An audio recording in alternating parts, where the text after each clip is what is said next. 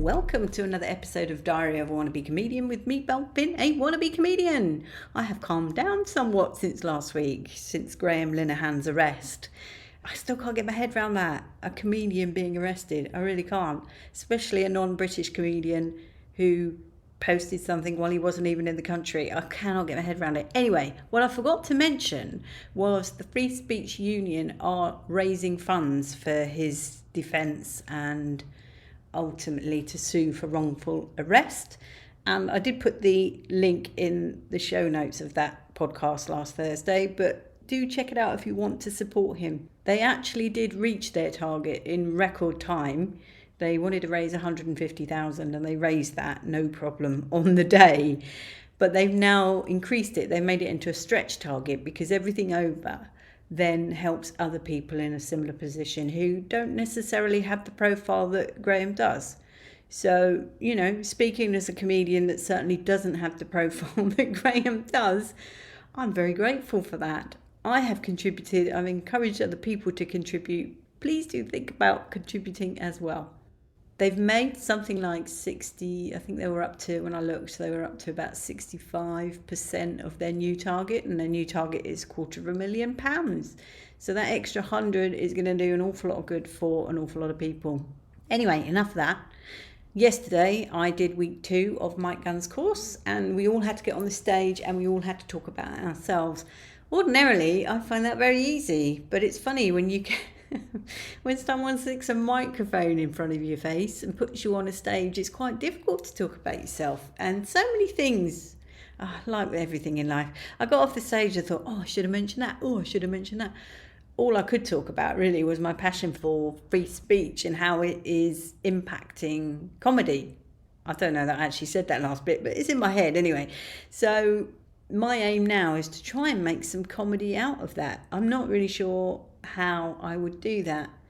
It's funny, I walked through St James's Park. I walked home through St James's Park, and I've written some of my best comedy walking through that park.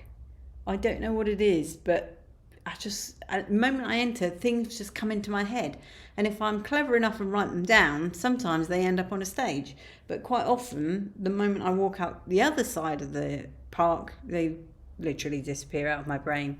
It's a really strange phenomenon. That's an advert at the moment, isn't it? Anyway, moving on. I did actually come up with something. It is not fully formed, but I'm sure there's a joke in there somewhere. If I actually manage to pin it down, I will share that joke with you, but I'm not going to share it at the moment because, like I say, it's not quite a joke, but I think it's the premise. It's an underwritten joke, an underformed joke, something like that anyway. It's quite interesting though, as I spoke about that, other people then got up and were kind of talking about free speech in other areas of comedy, which I thought was interesting. So you may recall James Acaster did something on, he was taking the mickey out of Ricky Gervais. I had definitely mentioned this on my podcast, but he took the mickey out of Ricky Gervais. And my view is, James, why don't you focus on your own game and being a better comedian, and then you don't have to bring other people down. And that's the same with anything in life. If you focus on yourself, focus on what you're doing, you don't need to bring anyone else down. Anyway, by all accounts, James has regretted saying that, and he understands now that actually you can say anything provided it's funny, and the way Ricky handles certain topics, he is funny. I suspect that James probably got a bit of backlash.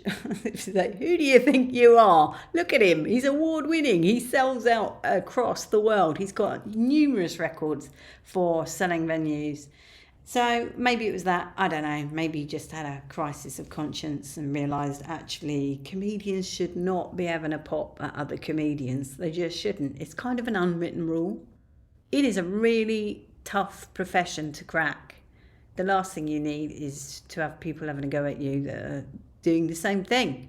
But there you go, it's also very competitive. So anyway, I want to be the best out of the group. On the 5th of October, when we do our showcase, I intend to be the best. I am joking, of course. That is just a joke. I very much doubt, given I've seen the quality of some of the people I very much doubt I will be the best. I probably should be because I've probably got more experience, but those things don't necessarily correlate, do they? I'm going to give it a go on going a bit darker. I genuinely want that angriness to come out on the stage that I feel. It's really interesting, actually, because we went to the pub afterwards and one of the guys said to me, he said, you're standing up there and it feels like there's something you want to say and you just don't say it. And I'm like, yeah, there is. I don't know what it is, but there really is. So anyway, that has been my weekend. Much love and gratitude.